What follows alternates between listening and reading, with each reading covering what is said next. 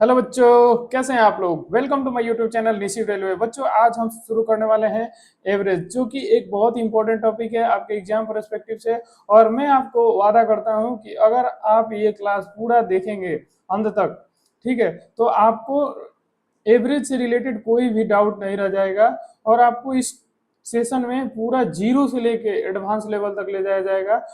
तो चलिए देखते हैं कि एवरेज क्या होता है। एवरेज का आने का मतलब होता है इक्वल डिस्ट्रीब्यूशन। इक्वल डिस्ट्रीब्यूशन, अभी क्लियर। इक्वल डिस्ट्रीब्यूशन का क्या मतलब होता है? इक्वल डिस्ट्रीब्यूशन का मतलब होता है कि अगर मान लीजिए कि आपके पास 300 रुपये है, ठीक है, आपको इसको 5 लोगों में समान बांटना है, समान समान रूप में बांटना है, 5 लोगों में बांटना है, ठीक है। तो एक लोग को कितना मिलेगा? एक लोग को 60 रुपया मिलेगा। अब यही 60 रुपया जो होता है, ये एवरेज होता है। ये आप एवरेज सभी को कितना कितना रुपया दे रहे हैं, तो यही जो होता है वो एवरेज होता है, ठीक है। एवरेज कहने का मतलब होता है आप इक्वली कितना कितना रुपीज सभी को डिस्ट्रीब्यूट किए, ठीक है, चाहे वो किसी भी फॉर्म में हो। एवरेज को आप मीन वैल्यू भी बोलते हैं। एवरेज को हम लोग क्या बोलते हैं? एवरेज को आप मीन वैल्यू भी बोल सकते हो, ठीक है।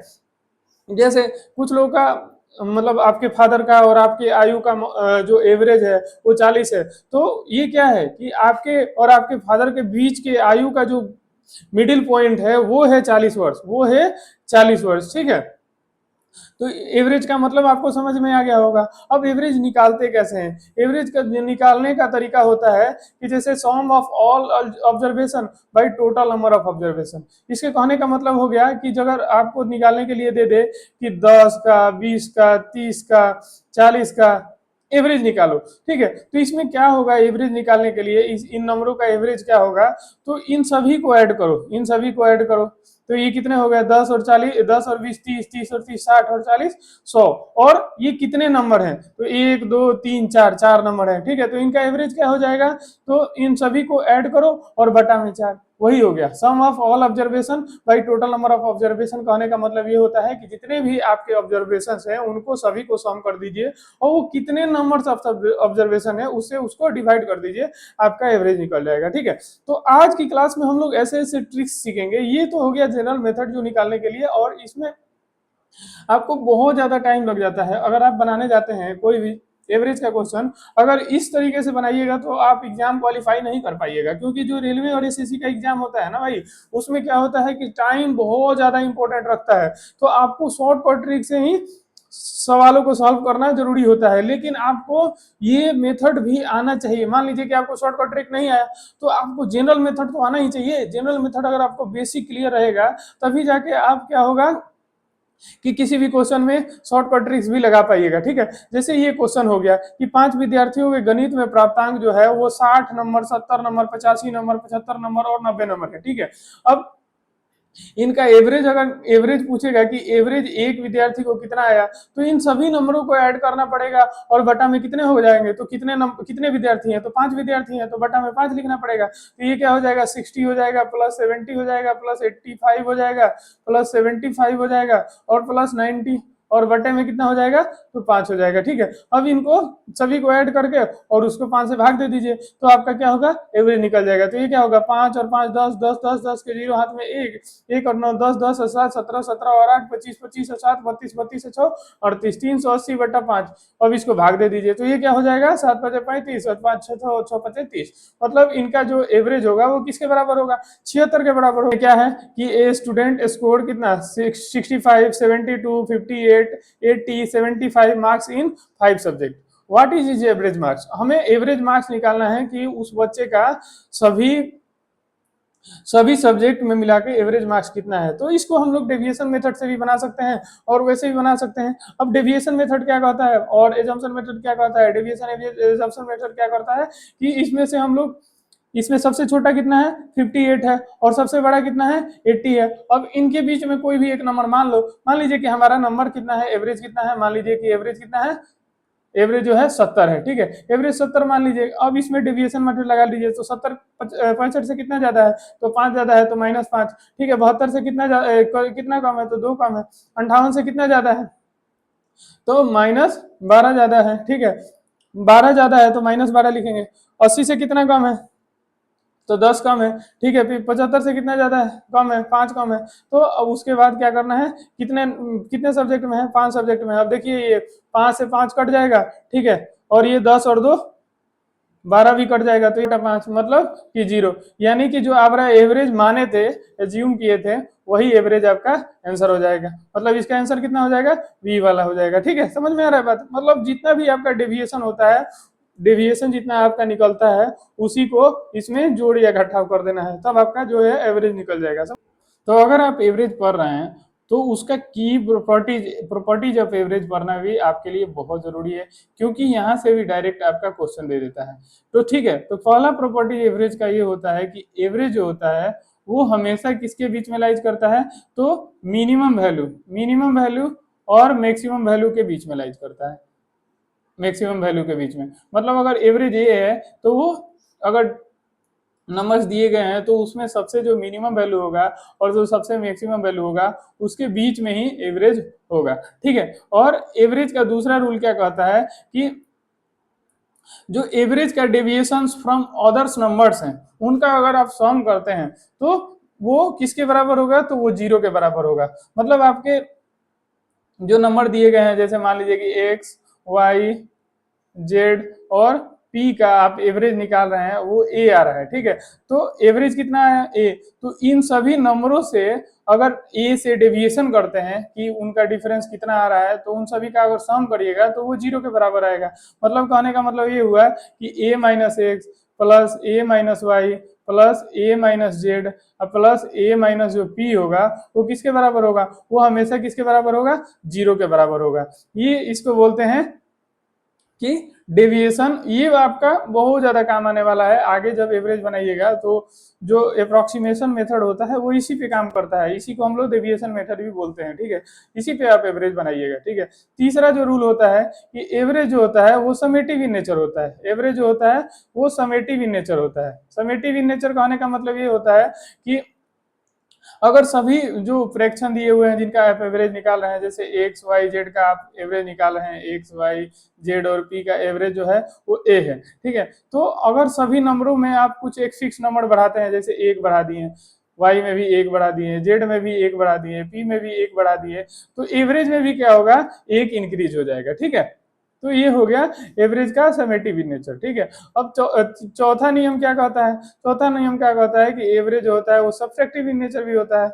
Average is subtractive in nature भी होता है, सब्सट्रैक्टिव इन नेचर होता है। ठीक है, सब्सट्रैक्टिव इन नेचर कहने का मतलब ये हुआ कि अगर सभी संख्याओं में से, जैसे एक्स वाई जेड आप संख्या माने हैं, उनका एवरेज ए माने हैं, तो उन संख्याओं में से एक फिक्स वैल्यू अगर आप घटाते हैं, ठीक है, फिक्स वैल्यू अगर घटाते हैं, जैसे आपने एक घटा लिया, x minus y, y minus one, z minus one और पी माइनस वन किया, तो एवरेज में भी क्या होगा कि एक घट जाएगा। तो एवरेज भी क्या होगा, एक घट जाएगा। एवरेज भी जो निकलेगा वो एक कम होगा। ठीक है, ओरिजिनल एवरेज से।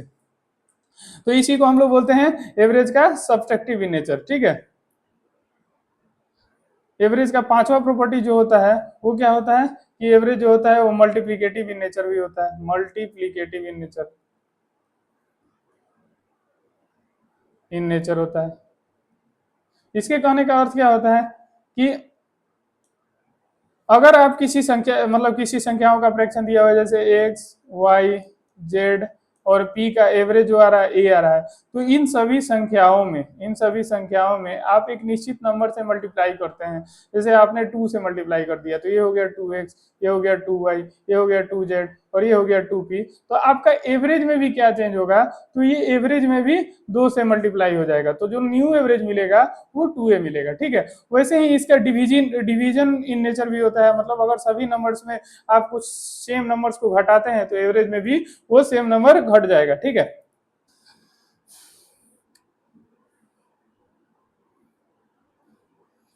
तो एवरेज का जो सिक्स्थ प्रॉपर्टीज होता है, सिक्स प्रॉपर्टीज, वो क्या कहता है कि जो आप नंबर ऑफ टर्म्स दिए गए हैं, कोई सीरीज ऑफ नंबर्स दिया गया है, सीरीज ऑफ नंबर्स है, ठीक है, सीरीज ऑफ नंबर्स दिया गया है, उनका एवरेज निकालने के लिए बोल रहे हैं।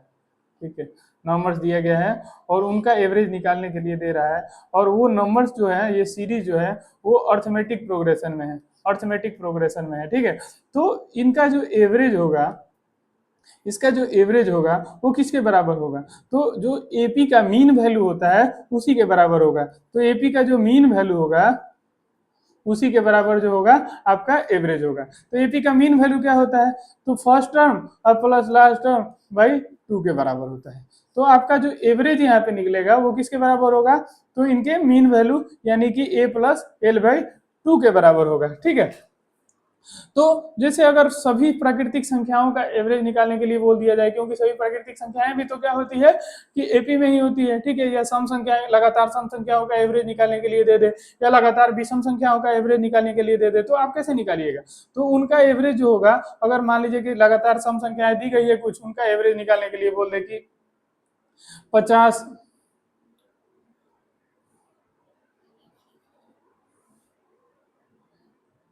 जैसे बोल दे कि n प्राकृतिक संख्याओं का एवरेज निकालिए, प्राकृतिक संख्याओं का एवरेज क्या होगा,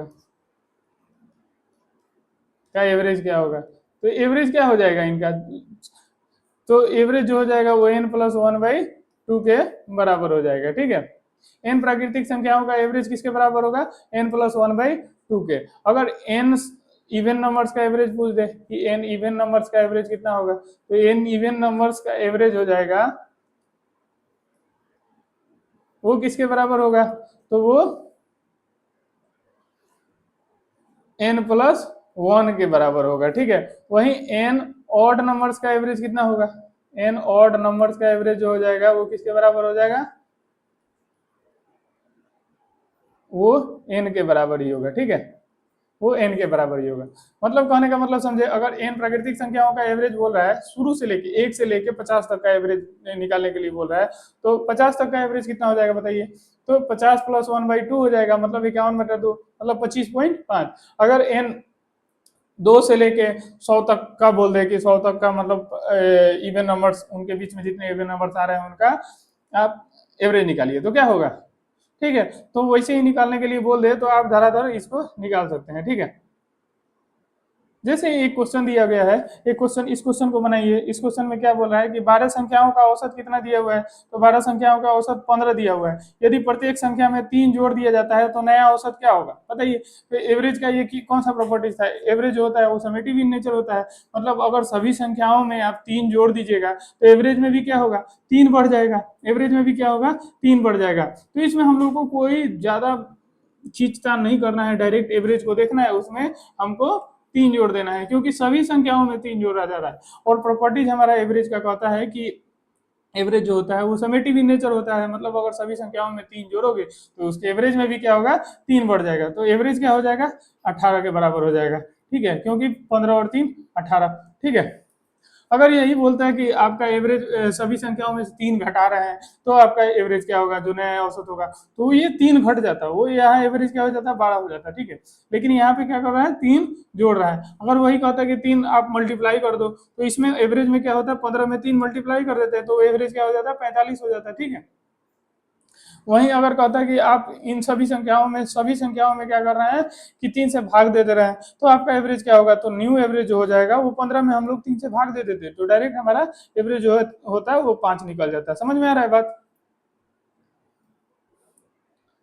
अब ये नेक्स्ट क्वेश्चन देखिए, इसमें क्या बोला है कि 20 प्रेक्षण है। ठीक है, 20 ऑब्जर्वेशन का औसत कितना दिया हुआ है, 60 दिया हुआ है। यदि प्रत्येक प्रेक्षण में 3 से गुना कर दिया जाता है तो नया औसत क्या होगा, तो नया औसत क्या होगा, हमारा एवरेज जो होता है वो मल्टीप्लीकेटिव इन नेचर भी होता है। मतलब कहने का मतलब है कि अगर सभी संख्याओं में आप 3 से गुना कीजिएगा तो एवरेज में भी क्या होगा, 3 से गुना हो जाएगा। तो मतलब 60 में 3 से डायरेक्ट गुना कीजिए तो कितना हो जाएगा, 180। तो 180 डायरेक्ट इसका आंसर हो जाएगा। ठीक है, इसमें आपको कोई गुना भाग जोड़ घटाव करने की जरूरत नहीं है, आप डायरेक्ट इसको बता सकते हैं, क्योंकि इसका क्या होता है, नेचर होता है। अब हम देखते हैं consecutive number of and AB का प्रोपोजिट क्या होता है। अभी हमने देखा कि जो एवरेज होता है, एवरेज क्या होता है, एवरेज जो होता है अगर कोई संख्या है या सीरीज है, अगर वो एपी में है, मतलब वो सीरीज जो है एपी में है, अगर उनका एवरेज निकालना है तो एवरेज जो होगा वो किसके बराबर होगा, तो इसके मिड पॉइंट के बराबर होगा।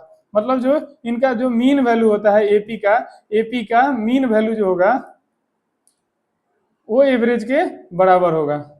समझे, तो एवरेज जो होगा वो किसके बराबर हो जाएगा, तो एवरेज जो होगा वो first term of AP plus last term of AP बटा 2 के बराबर हो जाएगा। बात समझ में आई। ठीक है, ये सीरीज दी हुई है कि 2 है, 4 है, 6 है, 8 है, ठीक है, 10 है, ये एक अर्थमेटिक प्रोग्रेशन की एपी की सीरीज है, ठीक है।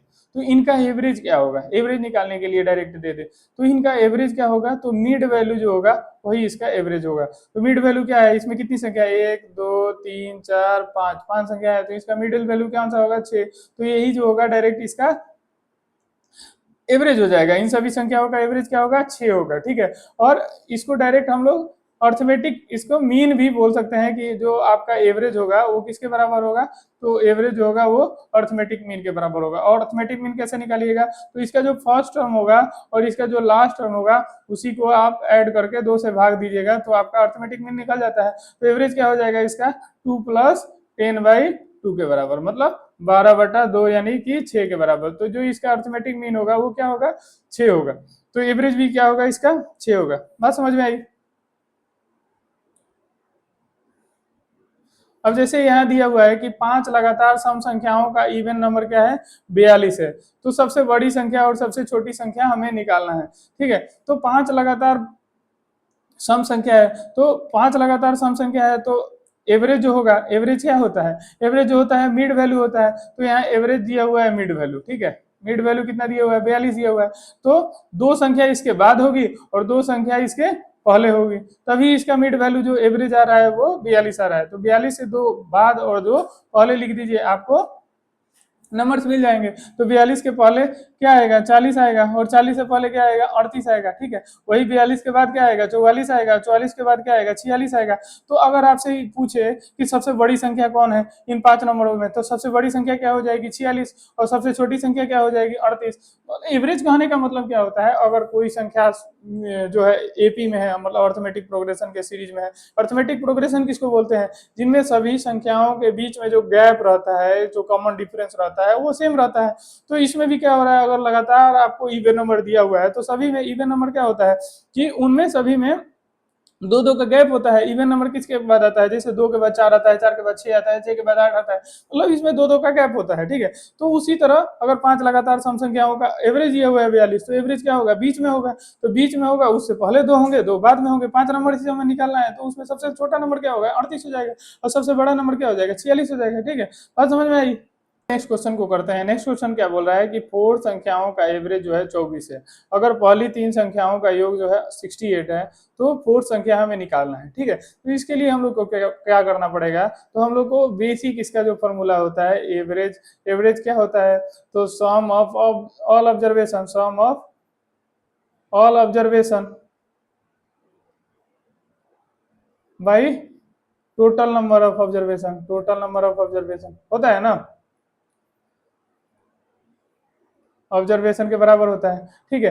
तो जो आपका सम ऑफ नंबर होगा, सम ऑफ ऑल ऑब्जर्वेशन होगा, वो किसके बराबर आ जाएगा, तो average into total number of observation के बराबर हो जाएगा, आएगा ना।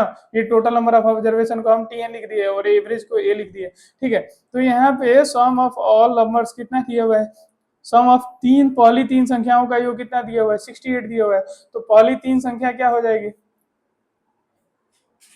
पहली 3 संख्या क्या हो जाएगी, 68, अब प्लस 4th नंबर हमें एक से निकालना है, ठीक है। और यहाँ एवरेज कितना दिया हुआ है, 24 दिया हुआ है, तो नंबर कितने हैं, 4 है। तो x इक्वल टू क्या हो जाएगा, ये हो गया 96, 24 में 4 से मल्टीप्लाई कीजिएगा क्या हो जाएगा 96, और ये 68 उधर जाएगा तो ये माइनस हो जाएगा 68। अब इसको घटा दीजिए, इक्वल टू क्या हो जाएगा 28 के बराबर। मतलब जो हमारा 4th नंबर होगा वो किसके बराबर होगा, तो 28 के बराबर होगा। समझ में आया, बात समझ में आया कि नहीं आया बताइए। नेक्स्ट क्वेश्चन की तरफ करते हैं। नेक्स्ट क्वेश्चन क्या कह रहा है कि the average of 4 consecutive even number कितना है, 27 है, which is the largest number among them, ठीक है। अब इसमें क्या बोल रहा है, इसमें 4 कॉन्सिक्यूटिव इवन नंबर का बोल रहा है, 4 कॉन्सिक्यूटिव इवन नंबर का, और इवन नंबर 27 है नहीं, इवन नंबर क्या है 27 है नहीं। तो मतलब जो 27 होगा वो किसके किसके बीच में होगा, 26 और 28 के बीच में होगा। तो हमारा एवरेज जो होता है वो मिड टर्म होता है, मिड टर्म होता है, मतलब मीन वैल्यू होता है, ठीक है। और हमारा जो 27 है वो क्या है, ऑड नंबर है। तो ऑड नंबर किसके बीच में लाइज करेगा, 26 और 28 के बीच में लाइज करेगा। तो यहाँ पे 27 हो गया, तो ये 2 नंबर हो गए 28 और 26। हमें कितना नंबर निकालना है, तो 4 नंबर निकालना है। तो इसके बाद हमारा कौन सा नंबर आएगा, तो 30 आएगा। और इससे पहले कौन सा नंबर आएगा, तो 24 आएगा। तो अगर आपसे पूछता कि इसका स्मॉलेस्ट नंबर निकालिए, तो स्मॉलेस्ट नंबर कितना हो जाता है, 24। अगर इसमें क्या पूछ रहा है, इसमें लार्जेस्ट नंबर पूछ रहा है, तो लार्जेस्ट नंबर हमारा क्या हो जाएगा, 30 हो जाएगा। ठीक है, तो इसमें हम 4 कॉन्सिक्यूटिव नंबर निकाल सकते हैं ना। 4 कॉन्सिक्यूटिव नंबर कौन कौन से हुए, तो एक हुआ 24, एक हुआ 26, और एक हुआ 28, और एक हुआ 30। क्योंकि हमारा एवरेज इसमें कितना दिया हुआ है, 27। ठीक है, एवरेज क्या होता है, वो मिड वैल्यू होता है। मिड वैल्यू जो इन सभी के मध्य में आएगा। एवरेज क्या होता है, अगर हमारा कॉन्सिक्यूटिव इवन नंबर या ऑड नंबर दिया गया है, उनका एवरेज निकालना है, तो एवरेज क्या होगा, इन सभी के मिड वैल्यू आएगा। तो यहाँ पे मिड वैल्यू कौन सा है, 27 है। और 27 किसके बीच में लाइज करता है, 26 और 28 के बीच में लाइज करता है। ये तो एक इवन नंबर नहीं है, और हमें जब 4 नंबर निकालना रहेगा तो यही होगा। अगर हमारा जो नंबर्स ऑफ नंबर है वो अगर इवन रहेगा तो हमें ऐसे ही निकालना पड़ेगा। अगर ऑड रहेगा तो वो हमारा डायरेक्ट वो मिड वैल्यू देगा, और वहां से हम लोग उसके आगे जितना लगाना है, पीछे जितना लगाना है, उससे निकाल के हम लोग फाइंड कर सकते हैं। ठीक है, और समझ में आ रहा है। नेक्स्ट क्वेश्चन की तरफ चलते हैं। इसमें क्या बोला है कि हमें निकालना है कि प्रथम 100 प्राकृतिक संख्याओं का नेचुरल नंबर का औसत कितना होगा। तो हमने देखा कि average of N natural number का क्या होता है, एन नेचुरल नंबर का क्या होता है, एवरेज इक्वल टू होता है एन प्लस 1/2 के बराबर होता है ना। तो यहाँ पे हमें कितना का दिया हुआ है, 100 का निकालना है कि 100 का एवरेज, प्रथम 100 प्राकृतिक संख्याओं का यानी 100 नेचुरल नंबर्स का औसत निकालना है। तो क्या हो जाएगा एवरेज, यहाँ पे एवरेज हो जाएगा 100, कितना नंबर है 100 प्लस 1/2, मतलब ये कितना हो गया 101/2, यानी कि 50.5 के बराबर। अब इसमें आंसर कौन सा होगा, बी हो जाएगा। बात समझ में आ रहा है कि नहीं आ रहा है। ये प्राकृतिक संख्याएं किस में रहेगी, एपी में रहेगी। और उसका क्या नियम होता है कि वो हमेशा क्या होता है, बीच वाली संख्या होती है, बीच वाली संख्या ही होती है। ठीक है,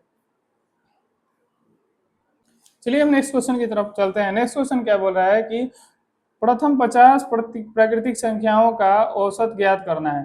प्रथम 50 प्राकृतिक संख्याओं का औसत निकालना है। तो अभी हमने 100 संख्याओं का प्रथम 100 संख्याओं का निकाला था, उसी तरह हमारा जो एवरेज ऑफ 50 का भी हो जाएगा। एवरेज ऑफ 50 क्या हो जाएगा, 50, तो ये हो जाएगा 50 प्लस 1/2, यानी कि 51/2, यानी कि 25.5 के बराबर।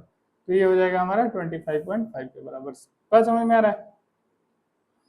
नेक्स्ट क्वेश्चन क्या बोल रहा है कि क्रमिक सम संख्याओं consecutive even number A B C D E का औसत कितना दिया हुआ है, 66 दिया हुआ है। ये कितने नंबर है, 1 2 3 4 5 का औसत कितना दिया हुआ है, 66 दिया हुआ है।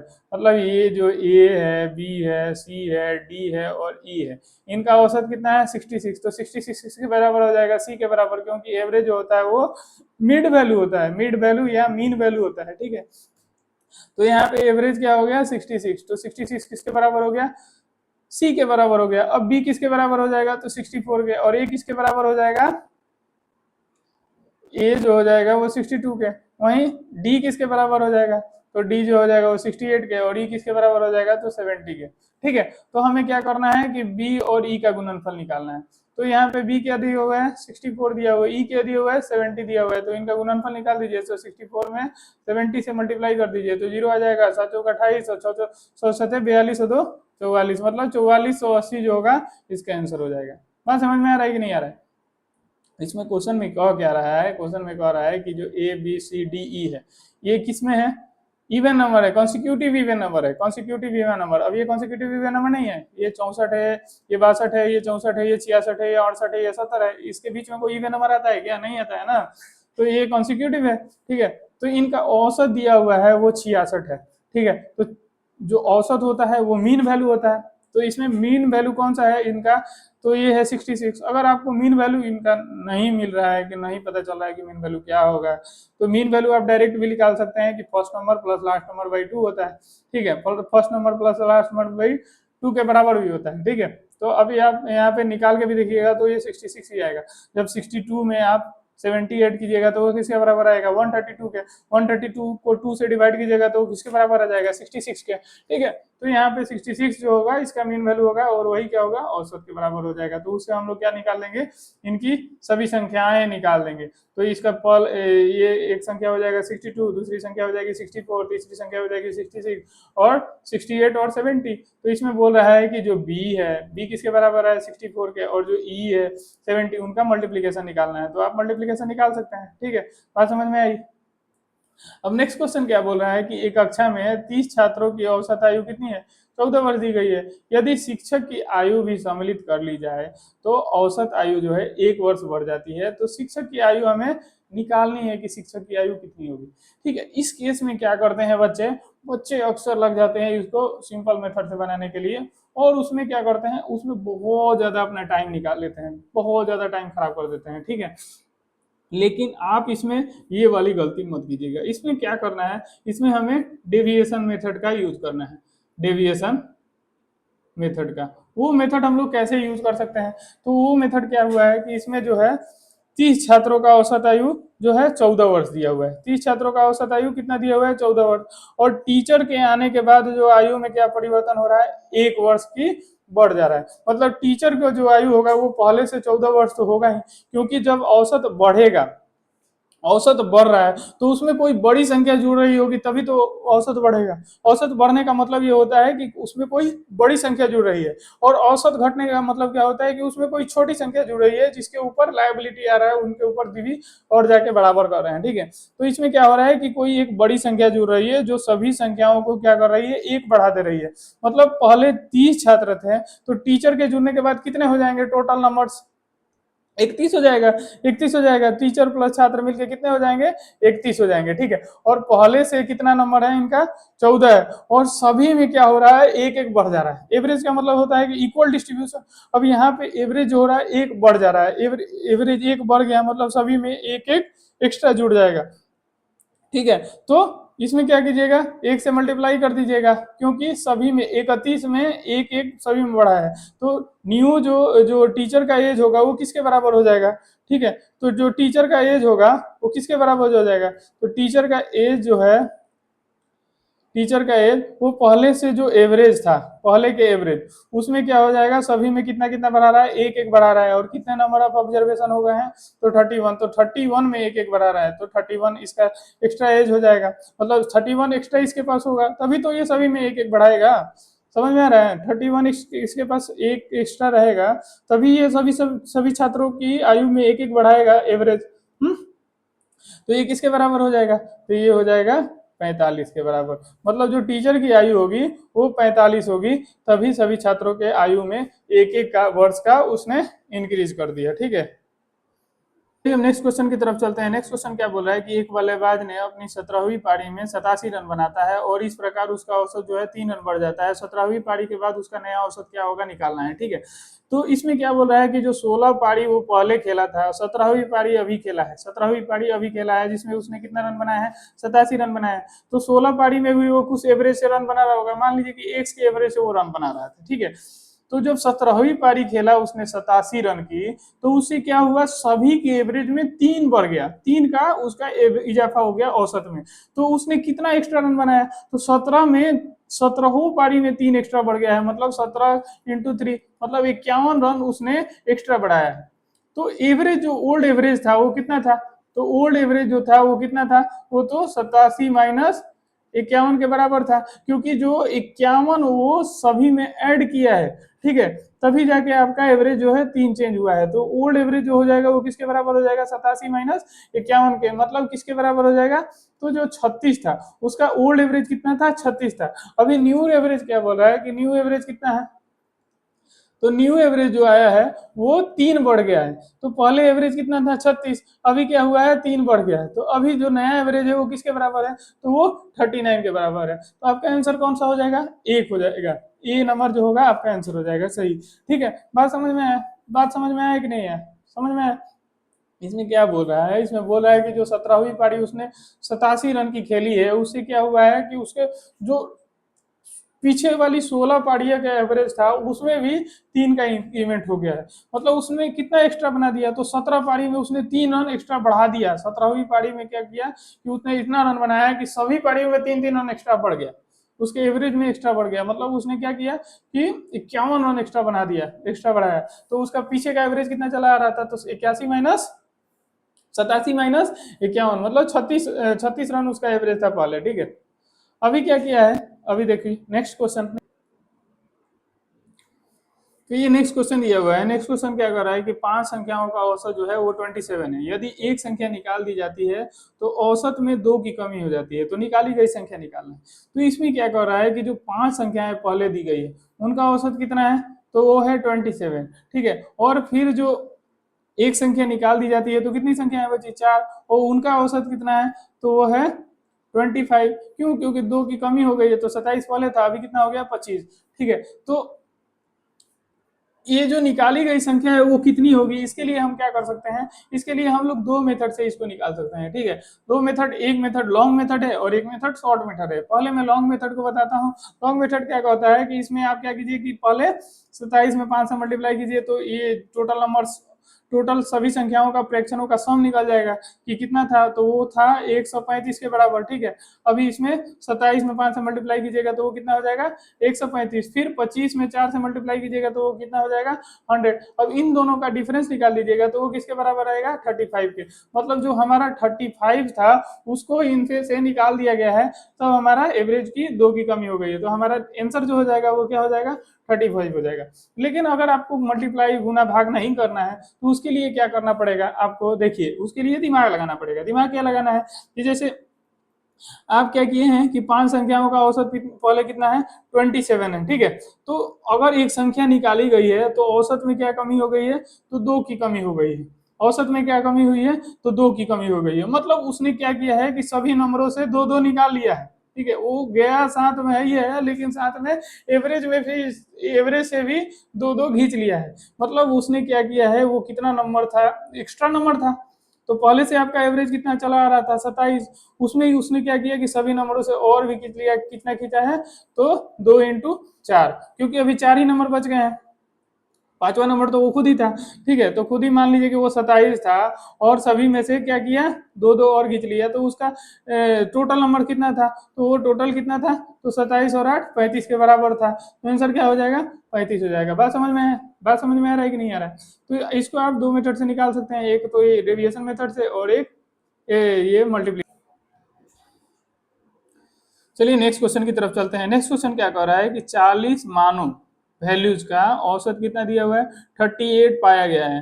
बाद में यह पता चला कि एक मान को गलती से 36 के स्थान पर 56 पढ़ लिया गया है, तो सही औसत हमें निकालना है, ठीक है। इसमें क्या कह रहा है कि जो 40 मान दिए गए थे और उनका औसत कितना पाया गया था, 38। वो कब पाया गया था, जब 36 के स्थान पर हमने क्या पढ़ लिया था, 56 पढ़ लिया था। मतलब इसमें गैप कितना हो गया है, तो 20 का गैप, हमने 20 एक्स्ट्रा ले लिया है, ठीक है। तो अभी हमारा जो एवरेज आ रहा था वो कितना आ रहा था, 38 आ रहा था, ठीक है। अब हम क्या करेंगे, अगर हम सही सही मान रखेंगे, इस 56 को नहीं रखे, हम 36 को ही रखेंगे, कि मतलब हमारा जो हमने गलती से 56 पढ़ लिया है उसके जगह पे हम 36 ही रखेंगे, तो हमारा सभी टोटल के नंबर्स में कितने का कमी आ जाएगा, 20 का कमी हो जाएगा। तो इन सभी मानों पे कितने का असर पड़ेगा, इन सभी मानों में डिस्ट्रीब्यूट होगा ना, ये 20 कमी जो होगा वो सभी में डिस्ट्रीब्यूट होगा। तो 20 किसमें से कम हो रहा है, तो 40 नंबरों से 20 कम हो रहा है, 40 नंबर से 20 40 नंबर पे इसका इफेक्ट पड़ेगा, तो कितना हो जाएगा, ये किसके बराबर हो जाएगा, तो 0.5 के। मतलब हमको सभी नंबर से क्या कम करना पड़ेगा, 0.5 कम करना पड़ेगा। तो हमारा जो न्यू एवरेज होगा वो कितना आ जाएगा, तो न्यू एवरेज जो होगा वो किसके बराबर आएगा, तो वो जो 38 माइनस 0.5 के, मतलब 37.5 के बराबर जो होगा हमारा न्यू एवरेज आएगा। बात समझ में आ रहा है कि नहीं आ रहा है, बात समझ में आया कि नहीं आया, कि इसमें क्या कह रहा है कि जो 40 मानों का वैल्यू दिया गया है औसत, वो है 38, ठीक है। वो कब आ रहा है, जब हम 36 के जगह पे क्या पढ़ लिए हैं, 56। अब अगर हम 56, अगर 36 को 36 ही पढ़ते हैं तो हमारा क्या होगा, सम ऑफ ऑब्जर्वेशन में से क्या होगा, 20 की कमी हो जाएगी। अब 20 की कमी होगी तो वो सभी पे असर डालेगा ना, वो किस पे डालेगा, 40 नंबर पे असर डालेगा। अगर 40 नंबर पे हम 20 का असर देखते हैं तो कितना होगा, 0.5 का, मतलब सभी में 0.55 नंबर कम हो जाएगा। तो औसत में भी क्या होगा, 0.5 नंबर कम हो जाएगा। समझ में आया बात। तो आज के लिए इतना ही। और ये आपका होमवर्क है, ये वाला आप घर से बना के रहिएगा। इसमें क्या बोल रहा है कि 11 संख्याओं का औसत जो है 50 है। ठीक है, यदि पहली 100 संख्याओं का औसत जो है 49 है और अंतिम 100 संख्याओं का औसत जो है 52 है, तो हमें छठी संख्या निकालना है। ठीक है, इसको निकाल के कमेंट बॉक्स में इसका आंसर जरूर दीजिएगा। अगर क्लास पसंद आया हो तो क्लास को लाइक करिएगा, चैनल को सब्सक्राइब करिएगा और कमेंट में जरूर लिखिएगा कि क्लास आपको कैसा लगा। ठीक है,